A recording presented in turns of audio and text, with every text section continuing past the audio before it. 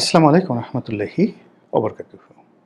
সম্মানিত দর্শক, বাংলাদেশের সঙ্গে ভারতের যে সম্পর্ক, এই সরকারের আমলে আবার নতুন করে টানাপোড়েন শুরু হয়েছে। আপনারা সবাই জানেন, ডক্টর মোহাম্মদ ইউনূসের জামানাতে ভারত এবং বাংলাদেশের সম্পর্কটি রীতিমতো দাগ-কুমড়ার পর্যায়ে পৌঁছে গিয়েছিল। সেই সম্পর্কের ভিত্তিতে আমাদের ব্যবসা-বাণিজ্য, আমাদের পর্যটন, আমাদের চিকিৎসা ভিসা থেকে শুরু করে ভারতের সঙ্গে যে সকল চলমান বিষয় গত ১৭ বছরে রীতিমতো প্রাতিষ্ঠানিক রূপ লাভ করেছিল, তা রীতিমতো বন্ধ হয়ে গিয়েছে এবং এখনো পর্যন্ত সীমিত আকারে খুব অল্প পর্যায়ে সেগুলো চালু আছে। যেমন ধরুন, আমরা ভারতের বড়, বড় যে বন্দরগুলো, যেগুলো আমাদের প্রয়োজন, সেগুলোকে আমরা ট্রানজিট হিসেবে ব্যবহার করতে পারতাম এবং বছরে না হলেও $1.5 বিলিয়ন অথবা $1 billion, not less than $1.5 billion আমরা বাণিজ্যিক সুবিধা পেতাম। আমাদের দেশ থেকে আমরা যখন এক্সপোর্ট করতে গিয়ে এখানে আমাদের ঢাকা বিমানবন্দর বা আমাদের চট্টগ্রাম বন্দর থেকে যে সকল এয়ারে অথবা সিতে যে সকল শিপমেন্ট ইউরোপে যায়, আমেরিকাতে যায়, আমরা অনেক সময় দেখা যাচ্ছে যে তাড়াহুড়োর কারণে বা অন্য বিভিন্ন কারণে আমরা সেই শিডিউলগুলো রক্ষা করতে পারিনি। জাস্ট উদাহরণ, যদি চট্টগ্রাম বন্দর থেকে একটি কন্টেনার বা একটা জাহাজ আমরা ইস্ট কোস্টে পাঠাতে চাই আমেরিকাতে, তো সেক্ষেত্রে কাট আপ টাইম ধরুন ৩০ দিন। এখন আমাদের গার্মেন্টস মালিকরা দেখা গেল যে এই কাট আপ টাইমের মধ্যে তারা তাদের হাতের সময় আছে ১৫ দিনের, কারণ হলো প্রোডাকশনে তাদের দেরি হয়েছে। এখন ১৫ দিনের মধ্যে সে কোনো যাকে বলা হয় সিতে এই মাল পাঠাতে পারছে না, মানে সমুদ্রপথে এই মাল পাঠাতে পারছে না, তাকে এয়ারে পাঠাতে হবে। তো এয়ারে যদি পাঠাতে হয় তাহলে সিতে যদি মালের ভাড়া হয় $১,০০০, এয়ারে এটির ভাড়া হয়ে যাবে $১০,০০০, জাস্ট 10 টাইমস। তখন সে কাজ করে কি, বাংলাদেশ থেকে এই মালটি সমুদ্রপথে বাই ট্রাকে অথবা বাই এয়ারে সে কলকাতাতে, নাভাশিভাতে, মুম্বাইতে অন্য যে কোনো একটা সমুদ্র অথবা বিমানবন্দরে সে পাঠিয়ে দেয়। তারপরে সে এটাকে ওই কাঙ্ক্ষিত গন্তব্যে ইউরোপে বা আমেরিকাতে পাঠায় দেয়। এতে করে তার যে টাকা সেভ হয়, আমাদের যে লাভ হয়, আমরা হিসাব করে দেখেছি বছরে $1.5 বিলিয়ন, অর্থাৎ প্রায় ১৬ থেকে ১৭,০০০ কোটি টাকা বাংলাদেশের লাভ হয়। এটা এক্সপোর্ট এবং ইম্পোর্ট দুটো মিলিয়ে। একইভাবে আবার আমরা যে মালগুলো চায়না, মানে বিশেষ করে ইউরোপ থেকে আনি, আমেরিকা থেকে আনি, ইভেন মিডল ইস্ট থেকে আনি। তো মিডল ইস্ট থেকে যে মালগুলো আনি সেগুলোর যে জাহাজের ফ্রিকোয়েন্সি চট্টগ্রাম বন্দরের সাথে, সেই বন্দরের সাথে ফ্রিকোয়েন্সিটা আমাদের মেলে না। এই জাহাজগুলো মধ্যপ্রাচ্য থেকে কখনো শ্রীলঙ্কা হয়ে আসে, কখনো কলম্বো হয়ে আসে, ইভেন সাংহাই থেকে যে মালগুলো আসে সেইগুলো এই ট্রানজিট হয়ে আসার কারণে ক্ষেত্র বিশেষে ১.৫ মাস সময় লাগে। এজন্য ভাড়া কম পাওয়ার জন্য অনেক ক্ষেত্রে আমরা করি কি, ফ্রিকোয়েন্সি সাংহাই থেকে দেখা গেল কলকাতাতে হলদিয়া পোর্টে, সাংহাই থেকে মুম্বাই পোর্টে যে শিপমেন্টগুলো আসে সেখান থেকে আমরা আবার বাংলাদেশে নিয়ে আসি ফ্রিকুয়েন্টলি। এভাবে আমরা গত ১০-১৫ বছর ধরে ভারতের এই সুযোগগুলো পাচ্ছিলাম। বিনিময়ে ভারত আমাদের কাছ থেকে কী পাচ্ছিল সেটা আপনারা জানেন ভালো। এখানে মূল ব্যাপার হলো যে আমরা তাদেরকে সব ট্রানজিট দিয়ে রেখেছিলাম। কিন্তু আমাদের দেশের সঙ্গে ভারতের যে ব্যবসায়িক সুযোগ সুবিধা, সেখানে চট্টগ্রাম বন্দর বা মংলা বন্দর ব্যবহার করে তাদের 7 সিস্টারে তারা যে লজিস্টিক সাপোর্ট দেওয়ার কথা চিন্তা করছিল, সেটা আসলে ভারতের জন্য কখনোই ভায়াবল হয়নি। টিল নাও, হয়তো ভবিষ্যতে হতো। অথবা আমরা যে ভৈরব যে বন্দর, আশুগঞ্জ ভৈরব যে বন্দর, নদী বন্দর, এটাকে ভারত ব্যবহার করে এখান থেকে কার্গোতে তারা কলকাতা থেকে মাল পাঠাতো। এই মালগুলো আবার বাই রোডে সেই কুমিল্লা হয়ে তারপরে সেটা সেই সীমান্তে যাকে বলা হয় আগরতলা চলে যেত। তো এটা ওদের ছিল, কিন্তু এটাও যে খুব বেশি ভায়াবল হয়েছে, নট লাইক দ্যাট। এর বাইরে বাংলাদেশ থেকে বাসে করে কলকাতাতে যাওয়া যেত, কলকাতা থেকে বাসে, এটা রেসিপ্রোকাল ছিল, আমাদেরও লাভ হতো, ওদেরও লাভ হতো। আবার বাংলাদেশ থেকে ট্রেনে করে সেই কলকাতাতে যাওয়া হতো, না মানে লঞ্চে করে, আবার কলকাতা থেকে লঞ্চে বা স্টিমারে করে ঢাকা আসা যেত। এই কাজগুলো শুরু হয়েছিল, কিন্তু এগুলো ব্যাপকভাবে চালু হয়নি এবং এই বিষয়গুলো ছিল আসলে রেসিপ্রোকাল। কিন্তু ভারতের সাথে আমাদের দ্বিপাক্ষিক যে সম্পর্ক, সেই সম্পর্কের ক্ষেত্রে ১ নম্বর হলো যে আমাদের ছিটমহল যে সমস্যাগুলো ছিল, সেই সমস্যা শূন্য। এটা পৃথিবীর ইতিহাসে এক অনন্য ঘটনা। শেখ হাসিনাকে আপনি যত গালাগাল করেন না কেন, এই একটা বিষয়ের জন্য তাকে পুরস্কৃত করতে হবে, ধন্যবাদ দিতে হবে যে বাংলাদেশের সাথে ভারতের যে ছিটমহল সমস্যা, এরকম সমস্যা সারা দুনিয়াতে লক্ষ লক্ষ সমস্যা রয়েছে, যেটি ১০০ বছরও রিজলভ হয়নি, ৫০ বছরও হয়নি। কিন্তু বাংলাদেশের ছিটমহল সমস্যা যেভাবে শেখ হাসিনার জমানাতে নিষ্পত্তি হয়েছে, এটি বিরল। ১। ২ নম্বর হলো যে ভারতের সঙ্গে আমাদের যে সীমান্তে বেরুবাড়ি, আঙ্গরপোতা, দহগ্রাম, এটা নিয়ে যে সমস্যা ছিল, সেখানে যে আমরা নতুন রিশিডিউল অ্যাটলিস্ট ৮ থেকে ১০,০০০ বর্গ কিলোমিটার এলাকা, ১০,০০০ বর্গ কিলোমিটার এলাকা আমরা পেয়েছি। ভারতের কাছ থেকে চিন্তা করতে পারেন ১০,০০০ বর্গ কিলোমিটার এলাকা। কম বেশি হতে পারে, জাস্ট আমি একটা বললাম।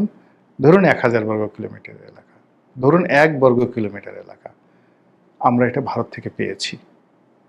আচ্ছা, এরপরে ভারতের সঙ্গে মায়ানমারের সঙ্গে আমাদের যে সমুদ্র বিরোধ ছিল, সেই বিরোধও শেখ হাসিনার জামানাতে একটা নিদারুণভাবে আমরা একটা ভালো ফলাফল পেয়েছি, চমৎকার একটি ফলাফল পেয়েছি।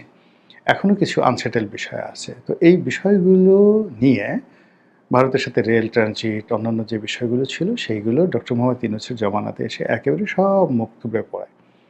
কেবলমাত্র আমাদের নিত্য প্রয়োজনীয় দ্রব্যের আমদানি, রপ্তানিতে ধস নেমেছে। বাংলাদেশ থেকে ভারতে যে আমরা রপ্তানি করতাম বিনা শুল্কে, একেবারে সম্পূর্ণ বিনা শুল্কে, সেটা বন্ধ হয়ে গেছে। আর ভারত থেকে আমরা যে সকল পণ্য আনতাম, সেই সকল পণ্য আমরা আনছি, বিকজ ওইগুলো ছাড়া আমাদেরও চলবে না আর ভারতেরও চলবে না। তো এই জায়গাগুলোতে আমাদের কস্টিং অনেক বেড়ে গেছে, এবং ভারতের এই বেপরোয়া এক্সপোর্টের কারণে আমাদের যে স্পিনিং মিলগুলো, এগুলো সব নষ্ট হয়ে গেছে। এত কিছুর পরেও ভারতের সাথে আমাদের যে সম্পর্কটি, সেই সম্পর্কটি বর্তমান সরকারের ছিল টপ প্রায়োরিটি।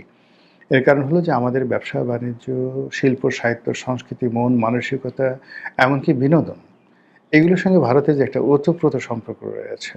আমাদের বাংলাদেশের ভিক্ষুকরা ভারতে যায় ভিক্ষা করতে, সারাদিন ভিক্ষা করে চলে আসে। ভারতের ভিক্ষুকরা বাংলাদেশে আসে ভিক্ষা করতে, এবং সীমান্তে তারা ভিক্ষা টিক্ষা করে চলে যায়। সীমান্তে বিভিন্ন জায়গাতে অন্ততপক্ষে ১০ লাখ লোক রয়েছে, যাদের এই সীমান্ত বাণিজ্যের উপর নির্ভর করে। বাংলাদেশের কাঁচামরিচ ভারতে পাঠাবে, ভারতের ডিম বাংলাদেশে আনবে, এবং ডেইলি এই কাজ করে এক একজনের ৫০০, ১,০০০, ২,০০০, ৫,০০০ টাকা লাভ হচ্ছে।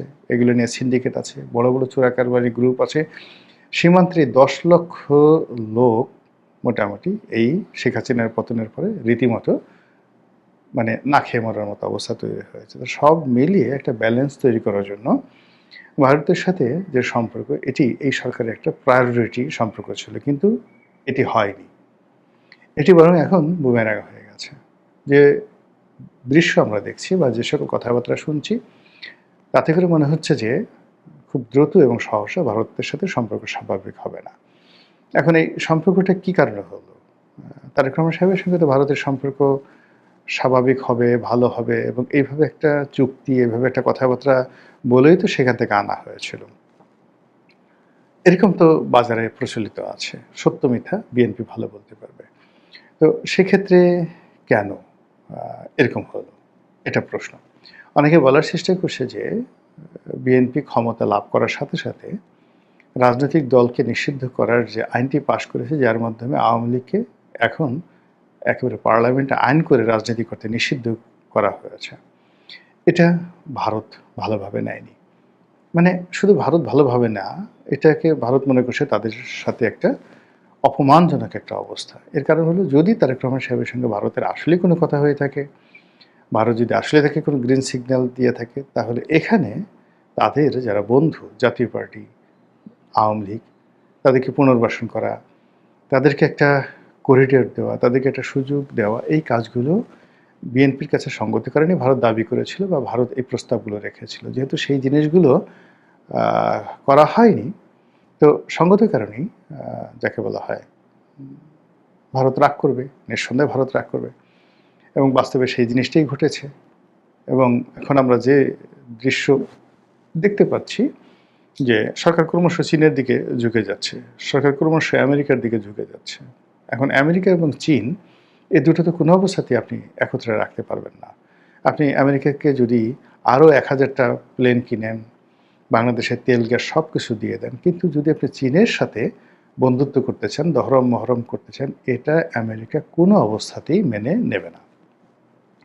তো এই যে কূটনীতির যে একটা ব্যালেন্স, সেই ব্যালেন্সটা যেটা ধরুন জাপান পারে, যেটা ভারত পারে, এমনকি যেটা পাকিস্তান করে, সেটা আসলে বাংলাদেশের পক্ষে সম্ভব নয়। একদিকে আপনি চীনকে রাখবেন, আর একদিকে ভারত রাখবেন, অন্যদিকে আমেরিকার সঙ্গে সমানে খেলবেন, যেটা শেখ হাসিনা চেষ্টা করেছিলেন, টিকেছিলেন, কিন্তু তিনি শেষ পর্যন্ত সফল হতে পারেননি। তো সেই দিক থেকে যে নতুন সরকার, তাকে যে কোনো একটি রাষ্ট্রের সঙ্গে কৌশলগত সম্পর্ক স্থাপন করতে হবে। It might be USA, it might be China, it might be Delhi. যেভাবে এখন ধরুন সৌদি আরব টিকে আছে আমেরিকার উপর নির্ভর করে, উত্তর কোরিয়া টিকে আছে চীনের উপর নির্ভর করে, শ্রীলঙ্কা টিকে আছে চীনের উপর নির্ভর করে, মায়ানমারকে তো পৃথিবীর মানচিত্র থেকে মুছে দিত আমেরিকা। তাদের বার্মা অ্যাক্ট অনুযায়ী সর্বোচ্চ দরকার হলে মায়ানমারকে শেষ করে দিত। পৃথিবীতে মানে যে কটি রাষ্ট্রকে, অন্য অফ দ্য টপ 5 যে রাষ্ট্রকে তারা শত্রু রাষ্ট্র মনে করে, তার মধ্যে মায়ানমার অন্যতম। 5টি শত্রু রাষ্ট্রের মধ্যে আমেরিকার। তো সেখানে মায়ানমারে তারা কিছু করতে পারছে না শুধুমাত্র চীনের কারণে। এবং এই যে বাংলাদেশের যে রোহিঙ্গা সমস্যা, এখানে জাতিসংঘের মাধ্যমে যে খেলাধুলা হচ্ছে, এখানে যে ডিপ স্টেট পলিসি হচ্ছে, এখানে যে আমাদের শান্তি দাদু, শান্তি দাদি তারা যে ক্ষমতায় আসছেন, এটার পেছনে মূলত এই যে বার্মা অ্যাক্টের মাস্টার প্ল্যান এবং মায়ানমারকে অস্থির করার একটা মাস্টার প্ল্যান রয়েছে। তো সেই জায়গাতেও মায়ানমার টিকে আছে চীনের উপর ভরসা করে। এবং চীন এতটা শক্তিশালী, তারা মায়ানমারে এই মুহূর্তে অন্তত 10টা গ্রুপ রয়েছে পরস্পরের সাথে যুদ্ধ করছে। তারপরে এই 10টা গ্রুপের সাথেই কিন্তু সে মুরব্বী হিসেবে সম্পর্ক রক্ষা করে চলছে। তো এনিওয়ে, বাংলাদেশে এখন যে অবস্থা হচ্ছে, সেই অবস্থায় বাংলাদেশ হয়তো চীনের দিকে যাবে বা চেষ্টা করছে, বাংলাদেশ হয়তো আমেরিকার সাথে আরও বন্ধুত্ব করার চেষ্টা করছে বা করবে, কিন্তু ভারতের সাথে যে বন্ধুত্বের একটা সূচনা হয়েছিল এই সরকারের, সেটা এই মুহূর্তে যে জটিল পরিস্থিতিতে পড়েছে, সেটা সহসা এই পরিস্থিতির উন্নতি হবে না। 1। 2 নম্বর হলো যে সরকার এখন অনেকটা মাইন্ডকের সিপায় পড়ে গেছে। সে ইচ্ছা করলেও ভারতকে ছাড় দিতে পারবে না। ভারতকে ছাড় দিতে হলে আওয়ামী লীগকে ছাড় দিতে হবে। আওয়ামী লীগকে যে ছাড় দেবে, সে ছাড় দিতে হলে বাংলাদেশে জামাত থেকে শুরু করে অন্যান্য দলগুলোর সাথে তাদের যে সম্পর্কটা, এটা থাকবে না। রাজপথে বিরোধী দলগুলো চিল্লাফাল্লা করবে, সরকারের মধ্যে অস্থিতিশীলতা দেখা দেবে। আওয়ামী লীগের যারা লোকজন আছে, আবার তারাও বাংলাদেশে এসে তারেক রহমান সাহেবের বিরুদ্ধে কিচ্ছু করবেন না বা চুপচাপ বসে থাকবেন। Things not like that. ফলে কেমন একটা জটিল হয়ে গেছে না পুরো পরিস্থিতি। মহান আল্লাহ আমাদের সবাইকে হেদায়েত দান করুন এবং হেফাজত করুন। আসসালামু আলাইকুম ওয়া রাহমাতুল্লাহি ওয়া বারাকাতুহু।